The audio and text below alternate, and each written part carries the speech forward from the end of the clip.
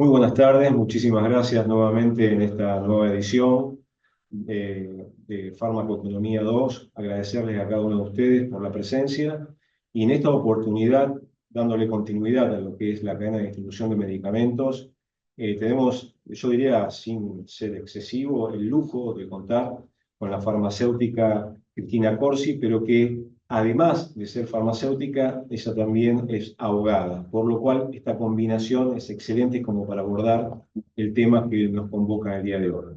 Así que bueno, la dinámica va a ser como la de siempre.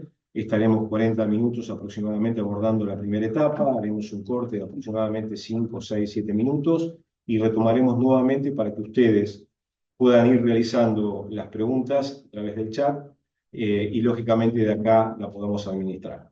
Así que muchísimas gracias. La dejo a la Bueno, farmacéutica. muchas Gracias. gracias, Víctor. Muchas gracias a los participantes que están del otro lado Al final, bueno, al y a los final. presentes.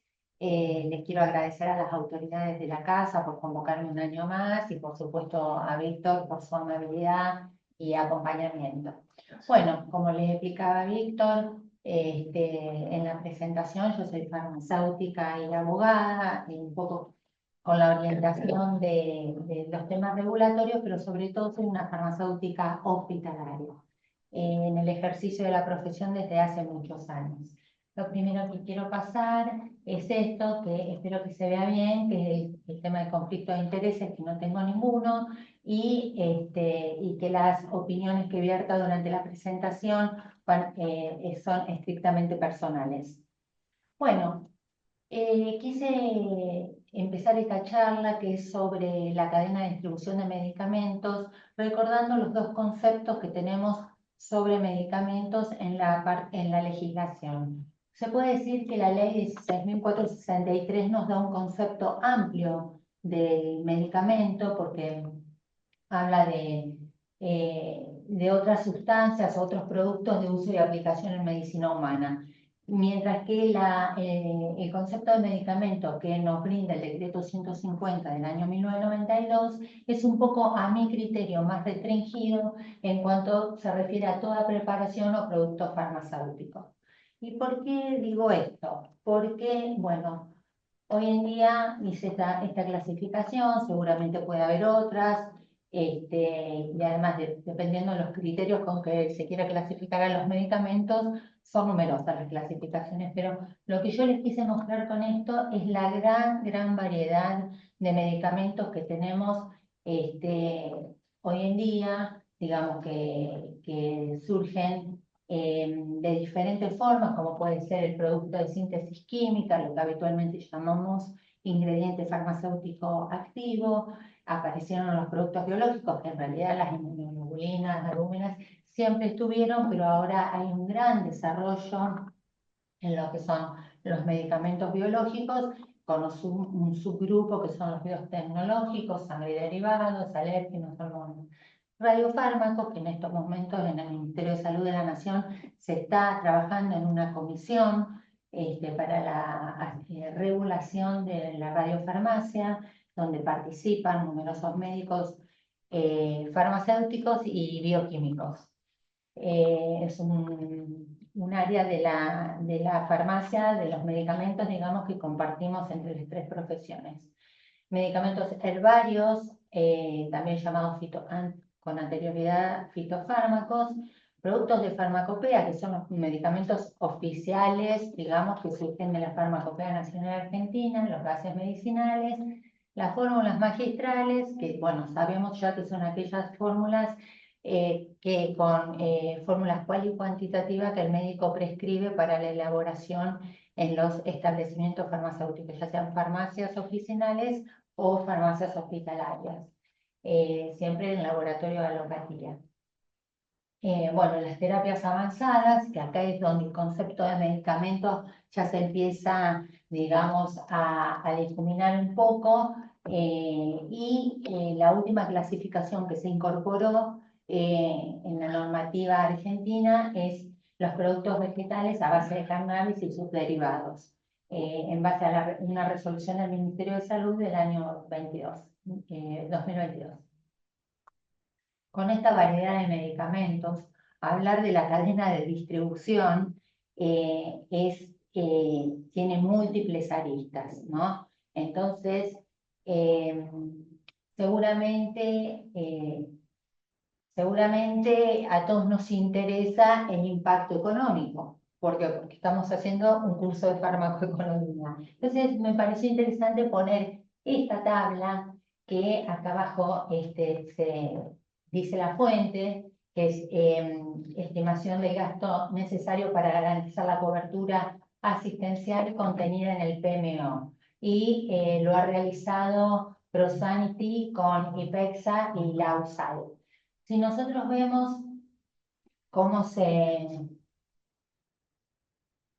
impacta el gasto de medicamentos, vemos que la parte hospitalaria está siempre entre un 7 y un 8% del gasto total en PMO. Entonces, es interesante, todas las aristas del gasto de medicamentos son interesantes, pero mucho más interesante es poner el ojo, poner el foco en el gasto de medicamentos, el gasto en ambulatorios. Esto es lo que les estaba diciendo, 8% en la internación, entre 7 y 8%. Entonces, si nosotros queremos gestionar eficientemente el gasto en medicamentos, tendríamos que prestar especial atención en las prestaciones especiales y en los medicamentos para pacientes ambulatorios.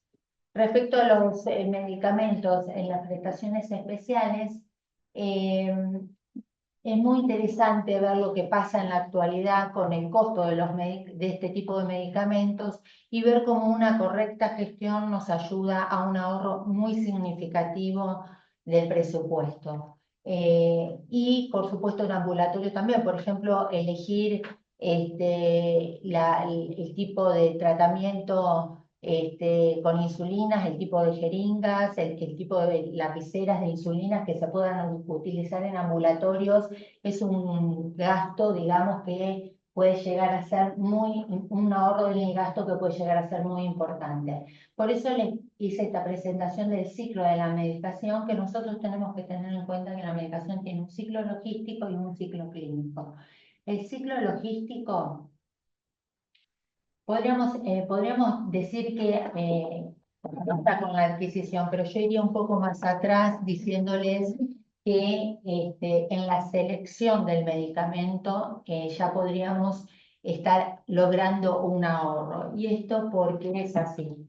Porque las guías farmacoterapéuticas que se armen, por ejemplo, en una institución o en una obra social, pueden estar conteniendo, digamos, una selección precisa de los medicamentos en base a la terapéutica, pero también en base al precio, en función a los convenios que se logren con los proveedores. En la adquisición, también uno podría ver, por ejemplo, si hay medicamentos que requieren cadena de frío y la misma presentación de otra marca no lo requiere. La adquisición hoy en día es donde mayormente se pone el foco. Sabemos que, por ejemplo, estamos haciendo, y ahora la gente que estuvo en Barcelona en estos días, a mí por suerte me tocó el año pasado, los convenios de riesgo compartidos, la adquisición o la compra del medicamento en base a los resultados. Esto uno, como lo venimos viendo, no hay reglas fijas, hay que utilizar la imaginación para cada caso aplicado. Entonces, podemos ver que la adquisición del medicamento sigue siendo importante, pero por supuesto no es el único eslabón en el que debemos tener cuidado. La recepción del medicamento, esto también puede ser compras por licitaciones con entregas programadas en los grandes establecimientos, por ejemplo en los hospitales públicos, el fraccionamiento para la entrega, el almacenamiento, la dispensación. Acá podríamos pensar, por ejemplo, la recepción y el almacenamiento en los medicamentos de muy alto precio en función al ciclo programado para la administración. O sea, si la administración, el ciclo es cada 30 días, lo tendremos que recibir, por ejemplo, en algunas instituciones se recibe 48, 72 horas antes, porque aunque esto parezca una cuestión menor, no lo es. Nosotros vemos, los farmacéuticos hospitalarios sabemos muy bien la acumulación de medicamentos que se da en nuestros servicios porque los pacientes cambian de diagnóstico, muchas veces son pacientes también del interior que vuelven a sus provincias. También puede pasar, por supuesto, el fallecimiento del paciente o el cambio del tratamiento por falta de resultados. Entonces, es muy frecuente que en las farmacias de las instituciones se acumule una gran cantidad de stock de medicamentos que por diversas razones, no ha sido administrado al paciente.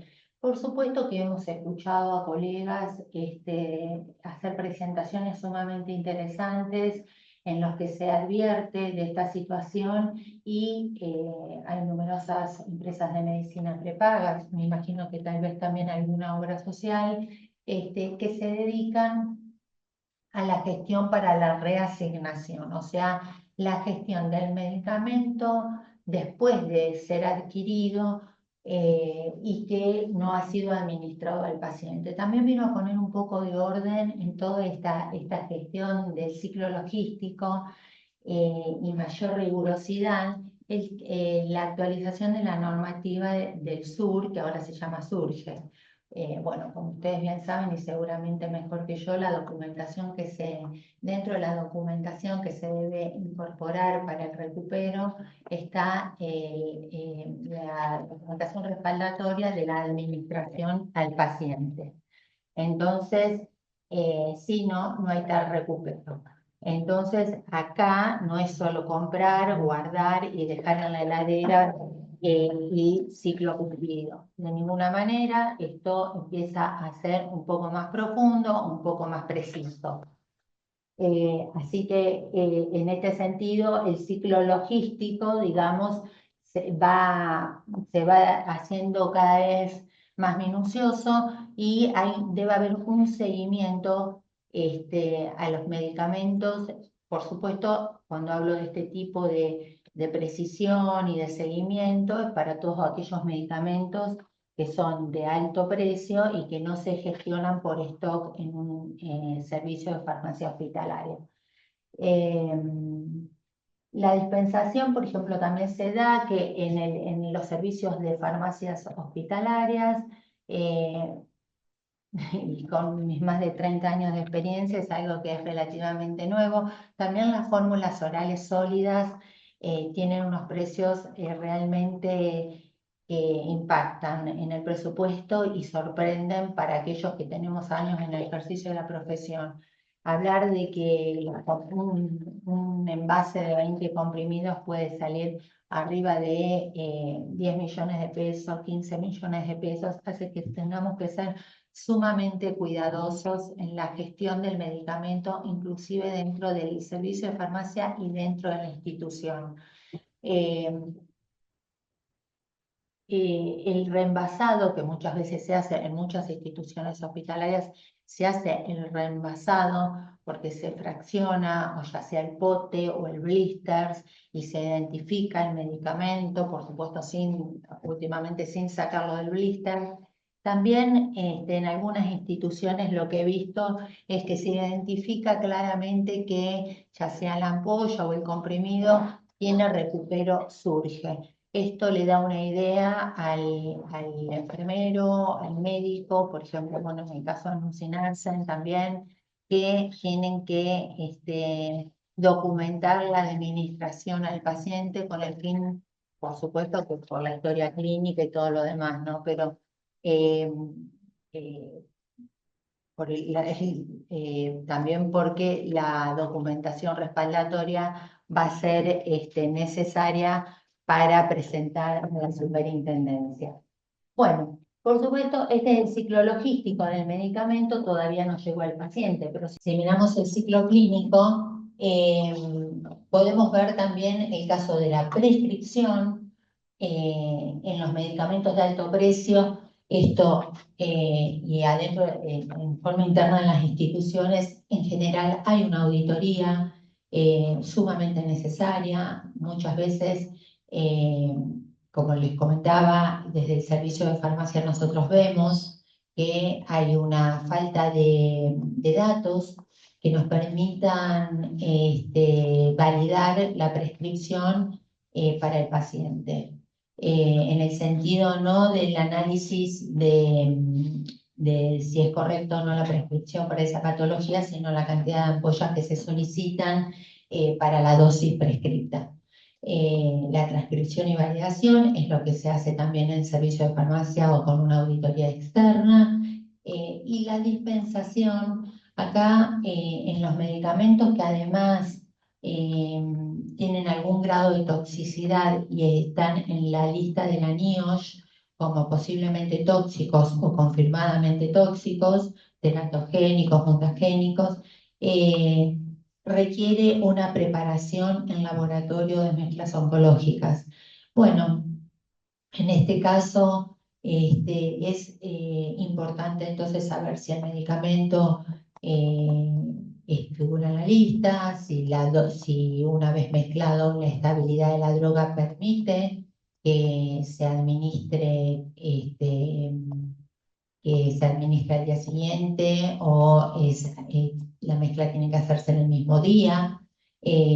Ha pasado en algunos casos en que, no sé, se me ocurre ahora la azacitidina, que dura muy pocas horas mezclado, que no puede venir entonces la formulación extemporánea y estéril ya lista, entonces lo que se manda a hacer es el fraccionamiento, o sea, la preparación en jeringas, muchas veces no entra en una sola jeringa, hay que pedirles que las manden en tantas jeringas como sea necesario, y el paso final de la dilución en la solución parenteral se hace en enfermería. En esta gestión del medicamento, digamos, que no es la simple entrega de la ampolla, que requiere un análisis, muchas veces, si bien todos los servicios de farmacia trabajamos con la gestión por procesos, muchas veces no tenemos procesos escritos para tanta diversidad de problemas. Entonces, realmente tenemos que reunir al equipo, tomar decisiones, hablar con los médicos, a ver qué prefieren, hablar con el laboratorio que lo formula, si es que no tenemos el laboratorio dentro de la institución, si el laboratorio está, el laboratorio de soluciones tóxicas está en la institución, es mucho más fácil porque los equipos de farmacia y de laboratorio se comunican con los médicos prescriptores, pero muchas veces no se da esta situación y hay que enviarlo a preparar al laboratorio de formulaciones estériles. Entonces, lo que personalmente veo es que ahora hay un mayor interés en contar con estos laboratorios. Bueno, yo he sido la directora de uno de estos laboratorios de mezclas oncológicas hace muchos años, y en ese momento, para hacer los cálculos sobre la conveniencia o no de contar con uno de estos laboratorios, se hacía el cálculo de cuántas mezclas oncológicas se preparaban por día o se mandaban a preparar por día. Hoy en día, lamentablemente, por los precios de los medicamentos, el otro factor que hay que tener en cuenta, además de cuántas mezclas mensuales se prepararían en el laboratorio, es el precio y la estabilidad de esos medicamentos. Hay muchos ejemplos para dar de formulaciones que no tienen estabilidad, que se requiere continuar el tratamiento el fin de semana, que entonces tenemos que tener farmacéuticos también los fines de semana para que reciban esas mezclas, porque por supuesto todo lo que es oncología, que uno habla en general de oncología y oncohematología, pero sabemos también que ahora hay medicamentos de quimioterapia que también se dan en reumato o en nefro. Entonces, realmente la gestión del medicamento se fue complicando en estos últimos tiempos, y requiere la toma de decisiones en el día a día y es difícil, la gestión se fue poniendo un poco más difícil. Entonces, la preparación y administración es esto, depende si se va a dispensar la ampolla, el frasco ampolla, el sachet con la formulación, la jeringa para finalizar la preparación. Esa, acá hay un tema donde un mal manejo, una incorrecta gestión del medicamento puede llevar a una gran pérdida de dinero, ¿no? Y por supuesto el monitoreo final, una vez que el paciente ya recibió para hacer un seguimiento y farmacovigilancia. Bueno, algunos aspectos que a mí después de esta presentación que pasamos recién me gustó, me pareció interesante incorporar a la presentación fue que según algunos datos, según los datos de la Organización Mundial de la Salud a nivel mundial, el 50% de los medicamentos son mal utilizados. Entonces, con esto lo que quiero decir es, no todo es la gestión del medicamento en la compra, sino que la mala utilización del medicamento es también un gasto tal vez oculto, que no se ve a la primera mirada, y de ahí que viene la monitorización posterior a la administración. Y cuando digo son mal utilizados, muchas veces se vencen y hay que descartarlos sin que sean reasignados. Ha pasado también que, por ejemplo, ha quedado stock de medicamentos de un financiador en una institución y se ha administrado a otro paciente. Y bueno, y acá ha habido un conflicto de intereses porque realmente el financiador finalmente quiso la devolución de ese medicamento. Acá cuando se compran este tipo de medicamentos está bueno incluir en el contrato algún tipo de gestión posterior, que la droguería lo pueda retirar, que se pueda hacer la trazabilidad inversa al eslabón anterior, digamos, y que se pueda reasignar a otro paciente en otra institución. Por eso tenemos que saber muy bien la procedencia, tenerla documentada, tener la trazabilidad hecha, para finalmente avanzar y hacer la dispensación a paciente y lograr el recupero surge, por ejemplo, pero también puede ser que tengamos que hacer la trazabilidad reversa y devolverlo al proveedor para que el financiador pueda asignarlo a otro paciente en otra institución. El 50% el 50% de los medicamentos mal utilizados me pareció una cifra sumamente excesiva, porque esto impacta indudablemente en el gasto de medicamentos. El problema de la adherencia, bueno, es un poco también lo que vemos, ¿no? A veces por voluntad por voluntad de los pacientes, a veces por contingencias que se pueden llegar a dar, sobre todo en financiadores o en obras sociales que son tan a nivel nacional, ¿no? La gestión del paciente, muchas veces los pacientes vienen del interior, después no pueden seguir viajando. Esto lo vemos frecuentemente. Esta información, la fuente es un documento de la Academia Nacional de Medicina sobre los medicamentos de alto precio. Y finalmente les quise poner una reflexión eh, que, que también es traída de un documento sobre medicamentos de alto costo de la OPS, que dice que es necesario seguir reconociendo el acceso a los medicamentos como un derecho humano esencial. El debate es aún establecer cuáles son los fármacos que verdaderamente cambian la historia natural de la enfermedad y a los cuales, por lo tanto, se debería garantizar el acceso. Este documento, a los que sean abogados, les puede llegar a resultar muy interesante porque se denomina el difícil equilibrio entre los derechos individuales y los derechos colectivos, ¿no? Un tema que se aborda habitualmente cuando se habla de farmacoeconomía. Bueno, las etapas en la cadena de distribución, la verdad que yo soy invitada ya desde hace unos años a hablar de la cadena de distribución de medicamentos y creo que nunca fue tan difícil como este año. La ley 17.565, que es la de la actividad farmacéutica y que regula farmacias y droguerías en la ciudad de Buenos Aires, también antes herboristerías y el ejercicio de la profesión, fue impactada por el DNU 70 como todos los que estamos en el tema medicamentos sabemos. Eh, Así que lo que les puedo decir actualmente es que distribuidores y operadores logísticos siguen siendo regulados por la normativa de ANMAT, droguerías y farmacias en la ciudad de Buenos Aires por el Ministerio de Salud de la Nación, en base a la ley 17.565 y su decreto reglamentario, y que también, por supuesto, para una correcta cadena de distribución de medicamentos, los destinos de los medicamentos de estas empresas comercializadoras tienen que ser a establecimientos con una habilitación sanitaria y una dirección técnica.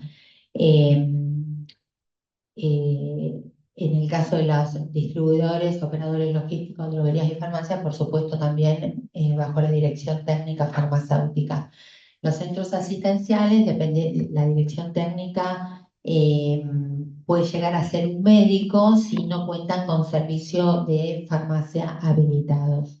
La gran diferencia entre los centros asistenciales públicos respecto a los privados es que acá en la ciudad de Buenos Aires los hospitales públicos o los centros médicos de atención primaria pueden dispensar a pacientes ambulatorios, mientras que los privados no. Eh, Podría llegar a ser que alguna farmacia hospitalaria de una institución privada pueda dispensar algún medicamento en forma ambulatoria si es un programa especial. Está bajo un programa especial del Ministerio de Salud de la Nación. Si no, no hay autorización. Y esto en principio sigue siendo así. Bueno, la cadena de distribución de medicamentos, teníamos una normativa muy antigua, de la década del 60, a mi criterio también un poco retocada, donde el espíritu de la norma no, se fue como tergiversando. Pensemos que en la década del 60, cuando se redactó la ley, donde se redactaron todas las leyes de salud pública, porque la verdad que la del ejercicio de la medicina, la de psicotrópicos, la de estupefacientes, la del medicamento que vimos al principio, son todas, y ustedes se pueden dar cuenta por los números, 16.000, 17.000, son todos de la década del 60 y sus decretos reglamentarios en general del año siguiente a que fue sancionada la ley. Pero la verdad es que si bien la ley del ejercicio de farmacia no fue... En el 2008 se había hecho una modificación, me imagino que muchos de ustedes se deben acordar que fue en el momento que se incorporó que la dispensación del medicamento tenía que ser detrás del mostrador y por un farmacéutico o un ayudante siguiendo la indicación, un auxiliar de farmacia siguiendo la indicación del director técnico.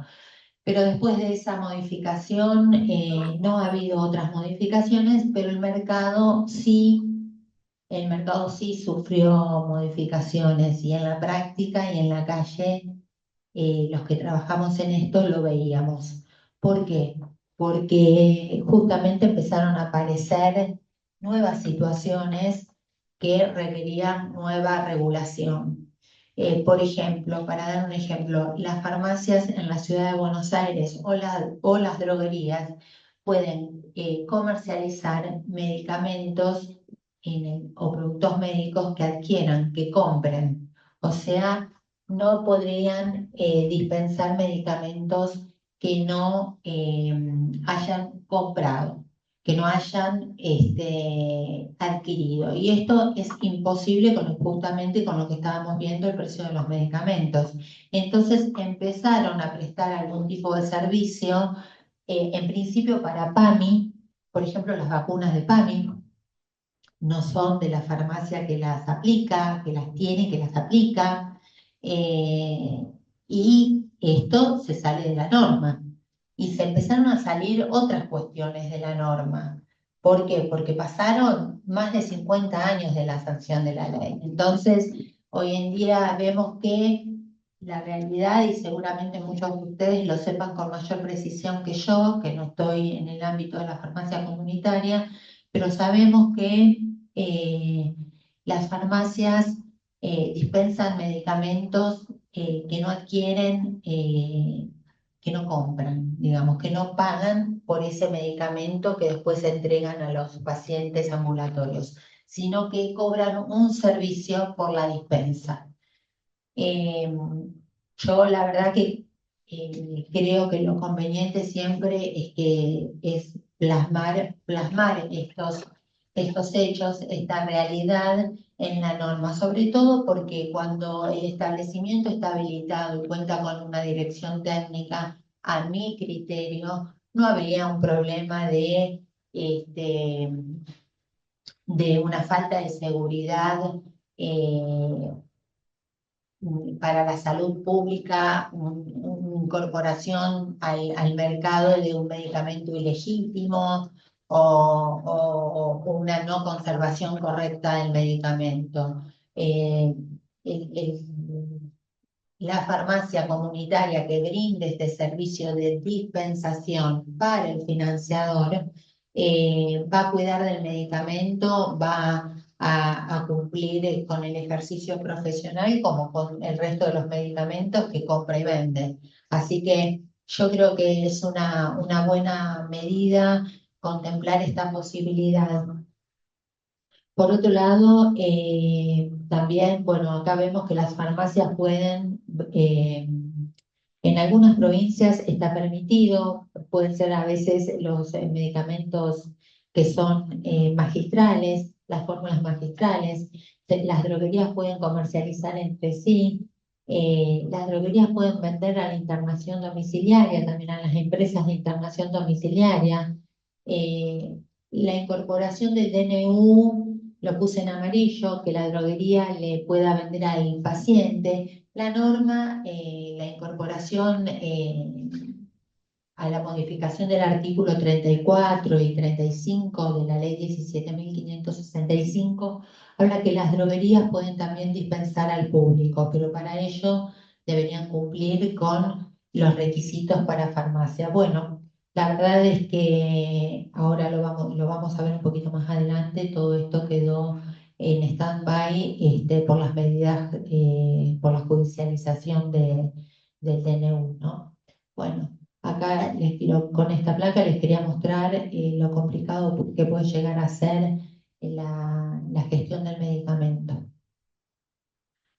Y por eso les vuelvo a decir que los ciclos estos para cada tipo de medicamento, para cada etapa de este ciclo de medicación, el clínico y el logístico, y teniendo en cuenta la cadena que vimos antes, requiere mucho conocimiento para una correcta gestión. Eh, Acá les puse algunos casos que han llegado a mi conocimiento. Por ejemplo, anfotericina liposomal para el tratamiento de una micosis sistémica grave de un paciente internado en una ciudad del interior. Se envió desde la ciudad de Buenos Aires. La logística fue droguería de la ciudad de Buenos Aires, entrega en farmacia de la ciudad donde está internado el paciente. 40 frascos de anfotericina liposomal. Bueno, retira la esposa del paciente y lo lleva a la institución. Cuando llega la medicación, el paciente fallece. Entonces, ¿qué hacemos con esos 40 frascos que quedaron en un hospital en el interior del país? ¿Cómo hacemos la devolución? Bueno, Se podría haber hecho la devolución si se hubiera entregado directamente en el servicio de farmacia en la institución hospitalaria, porque cuando se entregó en la farmacia comunitaria y el familiar del paciente retiró la medicación, ya en el eslabón, el último eslabón es dispensación a paciente, y ahí se cortó la gestión. Lo cual, imagínense que el riesgo que es, ¿no? Porque en este caso, bueno, es con cadena de frío, eh, tener 40 frascos en, no sé, en la heladera de la casa, llevarlos al otro día a la institución, ni hablar si además anfotericina liposomal, bueno, pero podría haber sido también una ciclofosfamida, un antibiótico, o sea, un citotóxico. Así que realmente una pérdida muy grande de dinero. Esto lo saqué de, por supuesto, del PVP de esta semana, como para tener una idea. Seguramente no es el gasto del financiador que lo compró a la droguería, pero seguramente tampoco está tan lejos. Bueno, en el caso del brentuximab vedotin, que es para un linfoma, un tratamiento del linfoma de Hodgkin, internado en un establecimiento asistencial de la ciudad de Buenos Aires. Eh, este medicamento eh, para un paciente hematológico, como ven, figura en la NIOSH, en el listado de la NIOSH, que es el órgano de seguridad ocupacional, el organismo de seguridad ocupacional de Estados Unidos, donde dicen que es un medicamento citotóxico. Entonces, la manipulación de este tipo de medicamentos requiere que sea preparado en una cabina de flujo laminar de seguridad biológica. Bueno, se mandó a preparar, el laboratorio exige que se envíen las ampollas con unos días de anticipación, con 48 horas, el protocolo para la preparación el día anterior. Bueno, cuando llegó la medicación al día siguiente no se le pudo administrar porque a la noche y a la madrugada el paciente había levantado fiebre. Entonces, realmente también una gestión de medicamentos que podría analizarse y pensarse y tomar los resguardos de que llegue más tarde, pero confirmar en el mismo día. Por ejemplo, que el paciente esté en condiciones de recibir la medicación.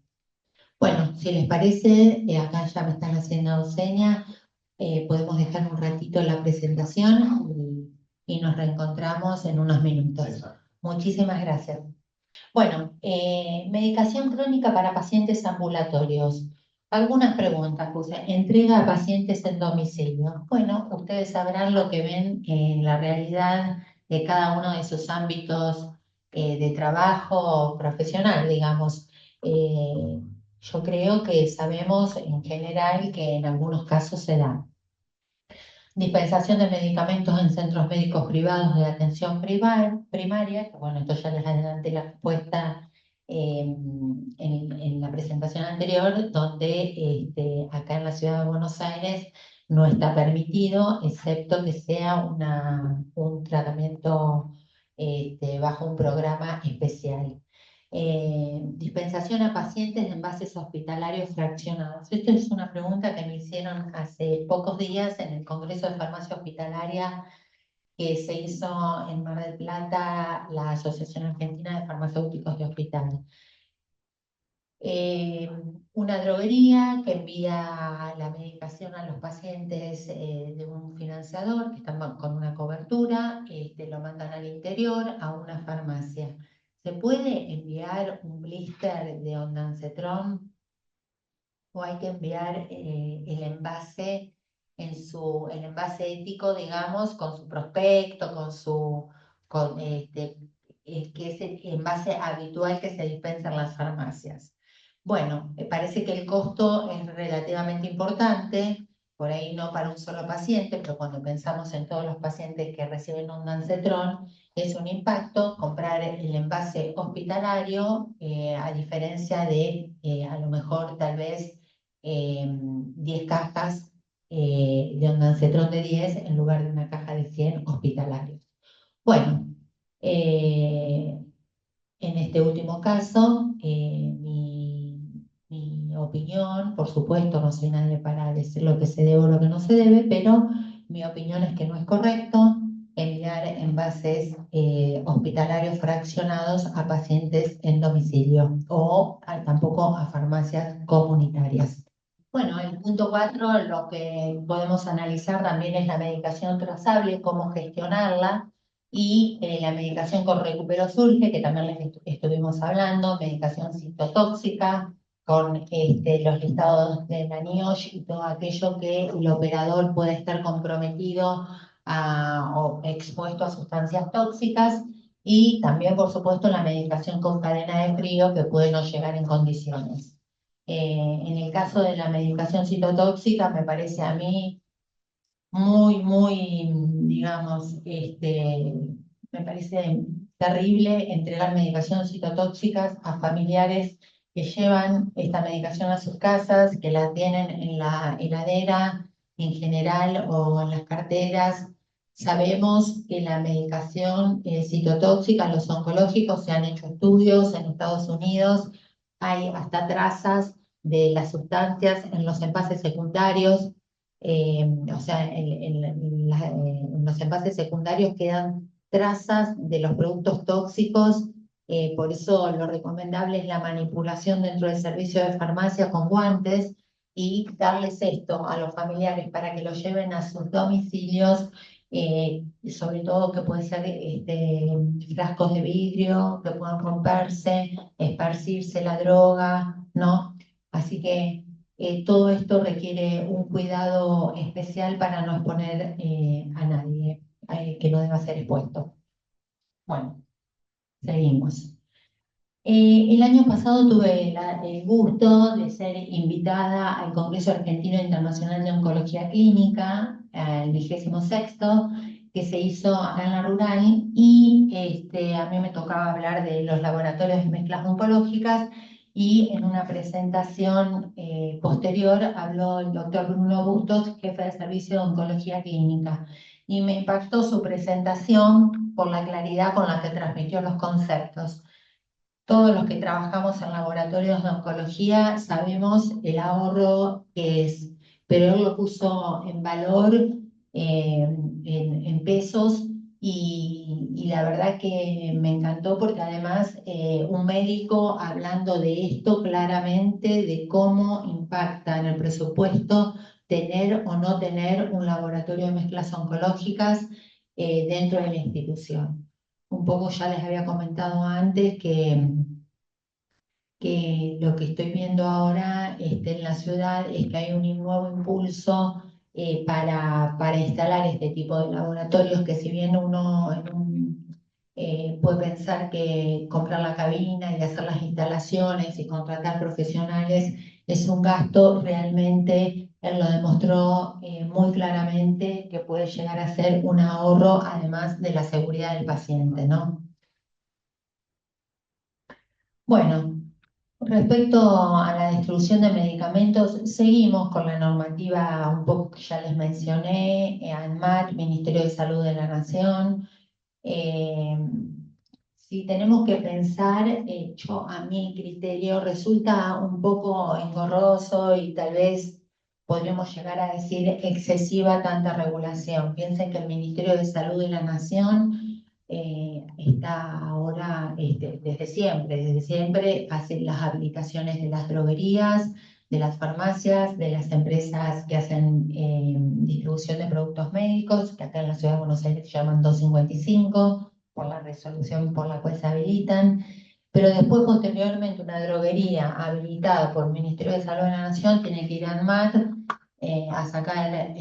a pedir una habilitación para el tránsito interjurisdiccional. Si pensamos que el ANMAT es un organismo descentralizado del mismo ministerio, ahí es como decir, bueno, habilitación sobre autorización, porque después además si quieres ser operador logístico, si quieres trabajar como distribuidor, etcétera, etcétera. Se van superponiendo las habilitaciones y tal vez y los planos, que si un depósito es para una cosa no puede ser para otra. etcétera, etcétera. Y la verdad que de mi experiencia, bueno, de lo que todos sabemos que ha pasado en los últimos 30 años con la gestión de los medicamentos, cuando la droguería está habilitada, el director técnico presente, eh, es raro que pase algo. Puede pasar alguna desprolijidad porque siempre la normativa es engorrosa y a veces uno puede apoyar en un depósito, pero la verdad es que las droguerías en general, igual que los laboratorios, cumplen con la normativa.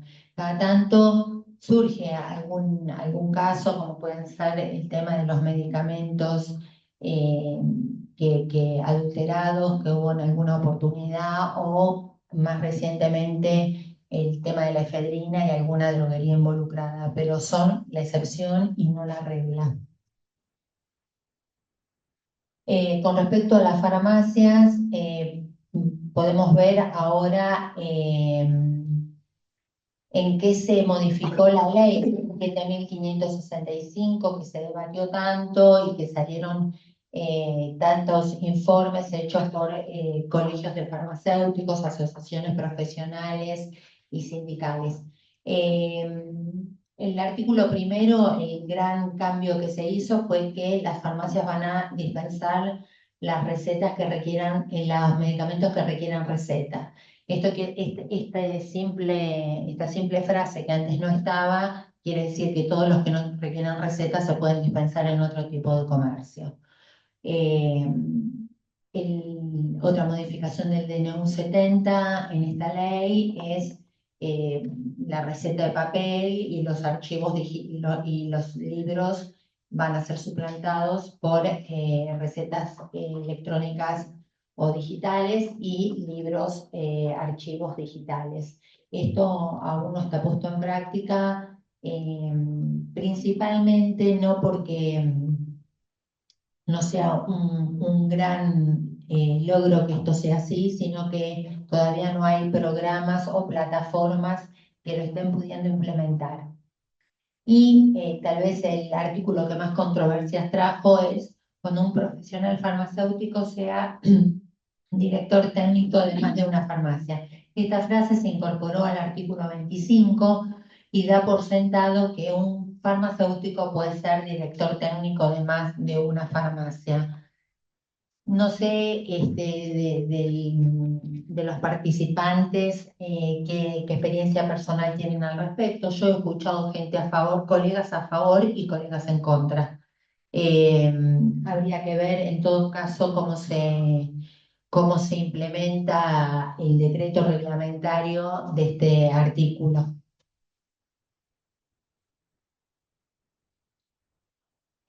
Con respecto a las droguerías, el cambio más significativo es que las droguerías podrán despachar recetas. En particular, yo no creo que esto sea un gran cambio. Sabemos que las droguerías entregan medicación para algunas droguerías y en ciertos casos muy especiales entregan a pacientes. Eh, Muchas veces también las farmacias, por el costo de los medicamentos y por el arancel que se les paga por la dispensación, no quieren ser parte. Esto es una realidad que hay que verlo y hay que decirla. Si el medicamento sale 20, 30, 40 millones de pesos y me van a pagar cuánto, la verdad desconozco los aranceles, pero sé que son bajos. No es un porcentaje de ese medicamento. Hacerme responsable de ese medicamento, las condiciones en las que lo recibo, el almacenamiento, la custodia, la conservación, la dispensación, ¿por cuánto? Entonces, hay todo un tema acá que hay que poner sobre la mesa y hablarlo, porque no nos podemos rasgar las vestiduras si hay alguien que no cumple cuando no hay nadie que quiera asumir esa responsabilidad, ¿no? Eh, Tal vez habrá que buscar una solución para este tema. Eh, y eh, El artículo 38 repite un poco lo del artículo 36, lo refuerza, pero diciendo que además la droguería que quiera despachar receta tendrá que constituirse como farmacia y cumplir lo dispuesto en el título 1. El título 1 justamente es el título previo, droguería es título 2 y farmacia es título 1 de la ley 17.565. Así que tampoco veo ninguna contradicción en que una droguería quiera constituirse como farmacia. Antes no estaba permitido. Tal vez la principal diferencia acá, siempre yo hablo en términos de la ciudad de Buenos Aires, sea que en las farmacias sigue siendo exigible la presencia del farmacéutico y en las droguerías no. Entonces acá tal vez el mayor impacto, además de asignarle una superficie a la droguería para la atención al público, sería que el director técnico de la farmacia que forma parte de la droguería, digamos, tenga que estar el farmacéutico presente. Pero acá nos encontramos con el DNU 70 es de diciembre del 2023, pero acá tenemos todo lo que fue la impugnación a ese decreto de necesidad y urgencia. Yo acá resalté tres: la presentación de COFA y FEFARA, impugnando el DNU y solicitando una medida cautelar para suspender sus efectos.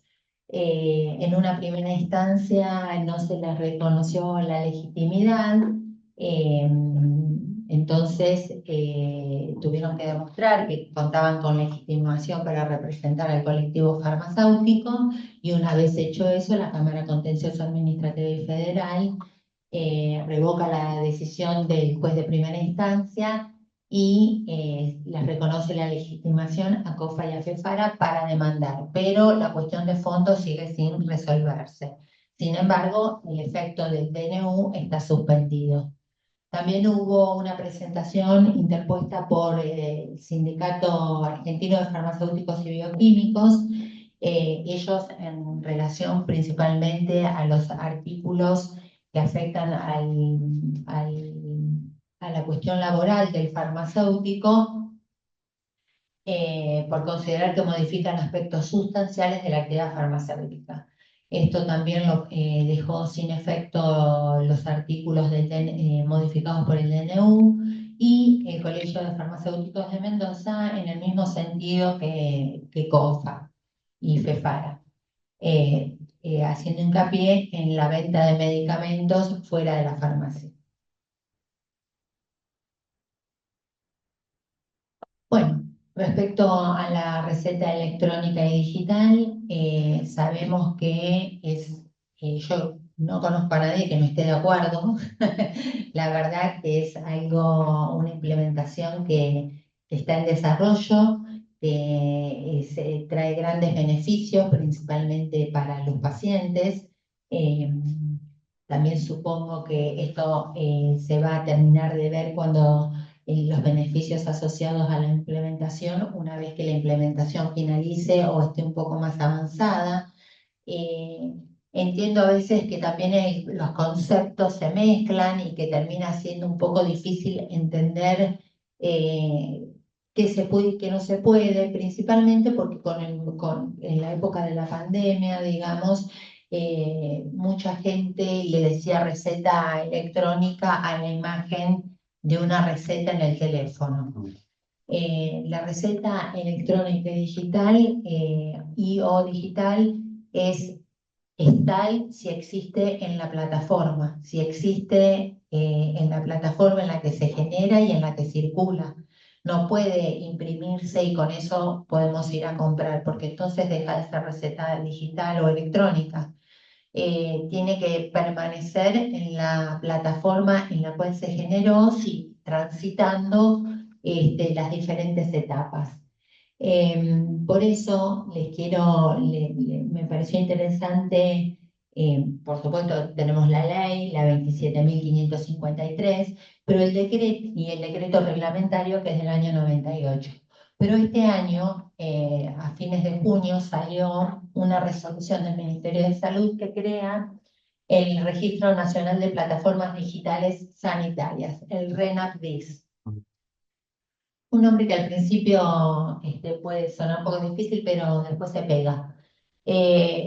El RENAPDIS va a registrar las plataformas o sistemas de prescripción, repositorios de recetas digitales, diccionarios digitales. O sea, es un gran registro de todas las plataformas que van a intervenir en el circuito de la receta electrónica y, ¿por qué no?, también de la historia clínica digital, ¿no? Entonces, eh, ya se creó el registro. Ya sabemos quién es la autoridad de aplicación, que el Ministro de Salud, el Ministerio de Salud, a través de la Dirección Nacional de Sistemas de la Información Sanitaria, que después podrá cambiar o no de nombre, pero digamos que es la autoridad de aplicación a nivel nacional. Y dentro de lo que es el RENAPDIS se crea el registro de recetarios electrónicos. Y ustedes me dirán, ¿pero qué diferencia hay entre el registro de plataformas de recetarios y el RENAPDIS? Bueno, el RENAPDIS es para todo tipo de plataformas. Por ejemplo, podría existir una plataforma que sea para los laboratorios de análisis clínicos, o una plataforma que sea cuando el médico nos prescribe un estudio de imágenes, una resonancia, una tomografía. Entonces, pero todo eso todavía no está creado. Lo que está creado, porque la misma ley lo dice, es que dentro del RENAPDIS está el registro de recetarios electrónicos. ¿Y cuál es, digamos, la novedad dentro de este registro de recetarios electrónicos? La clave única de identificación de recetas.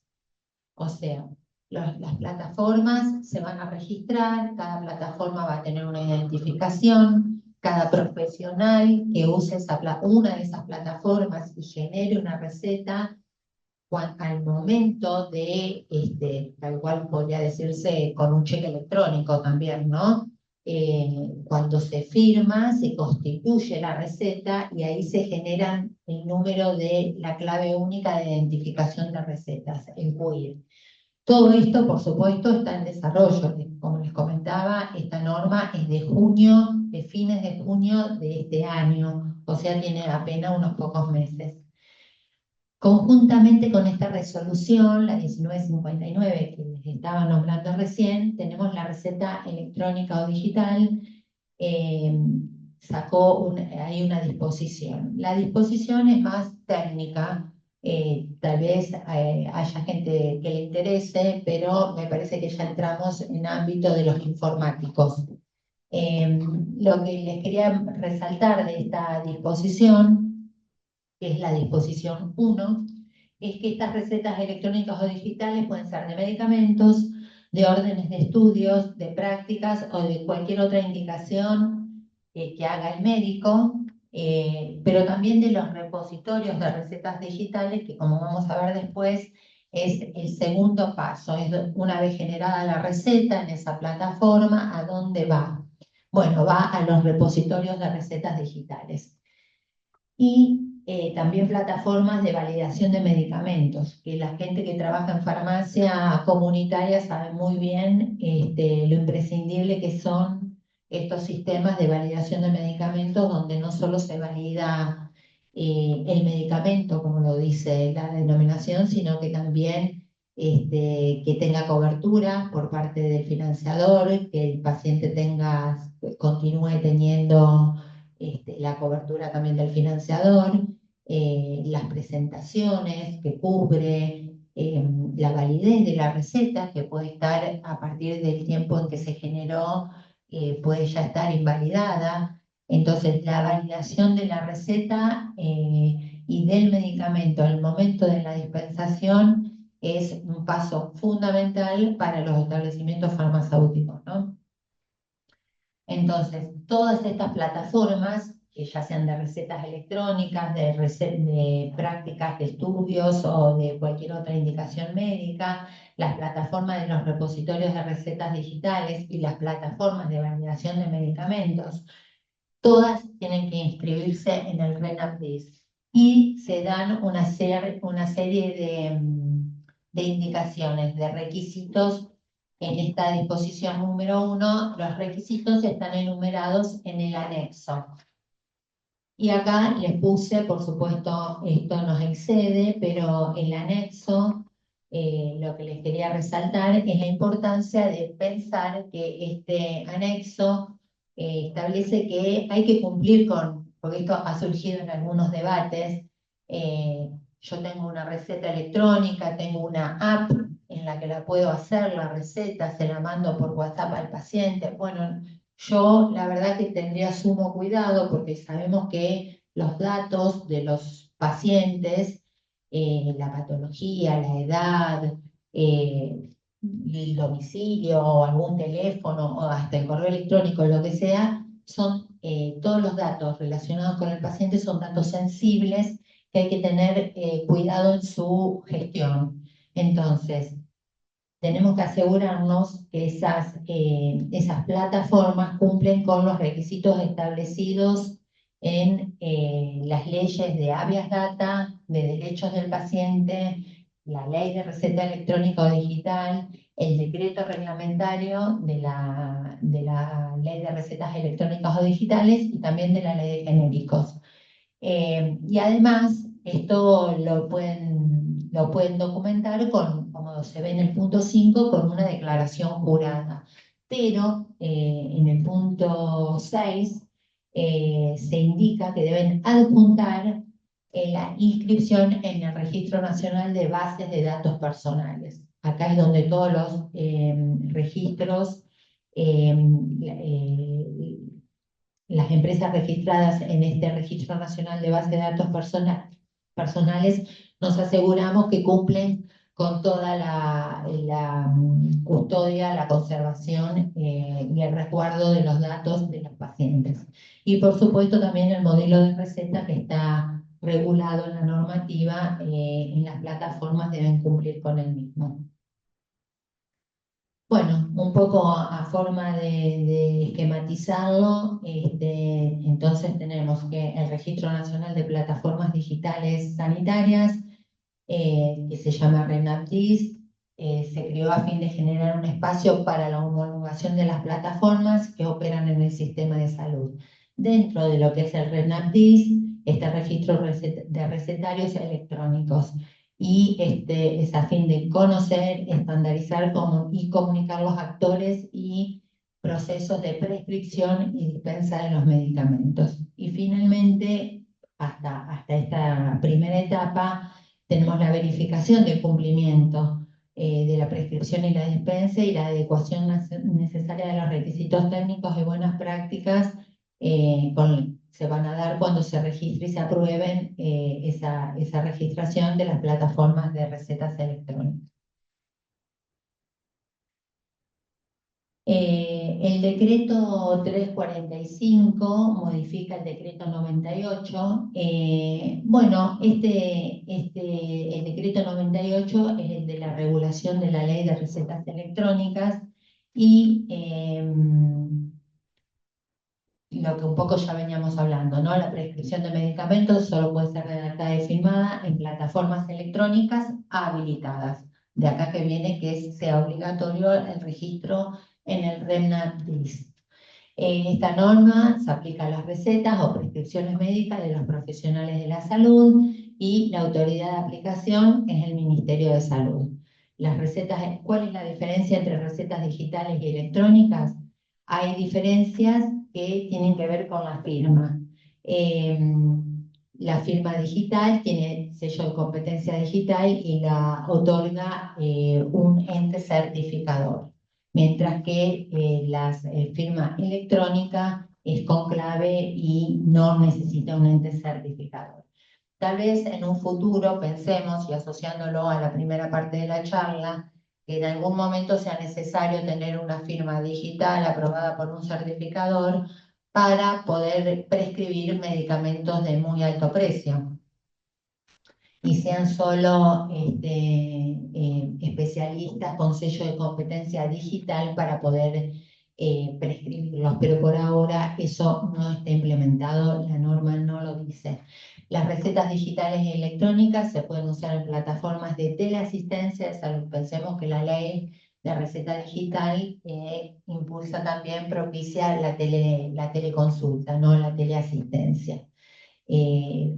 algo que también se está extendiendo y que la verdad que en nuestro país, yo tuve la suerte, esto es un paréntesis en el medio de la charla, pero el año pasado ir a la Antártida y estar con profesionales de la salud en 3 bases y realmente para ellos tener computadoras y tener acceso satelital a la teleconsulta y a la teleasistencia, la verdad que lo agradecieron muchísimo porque bueno, sabemos de las dificultades de estar periodos tan largos en lugares tan inhóspitos, ¿no?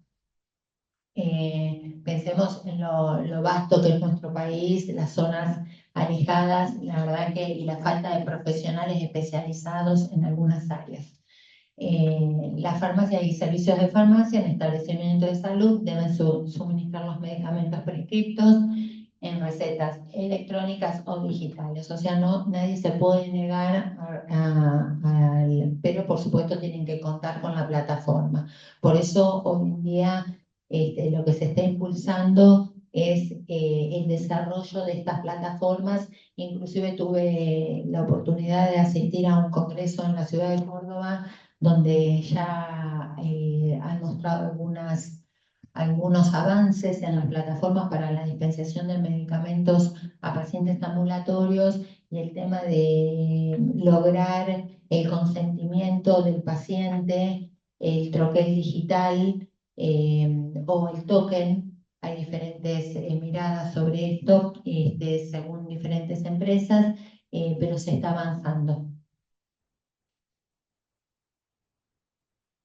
Bueno, acá algunos de los objetivos, seguramente ustedes tendrán muchos más y nos vamos a encontrar con nuevos objetivos a partir de que la implementación de las recetas electrónicas sigan realizándose y creo finalmente que el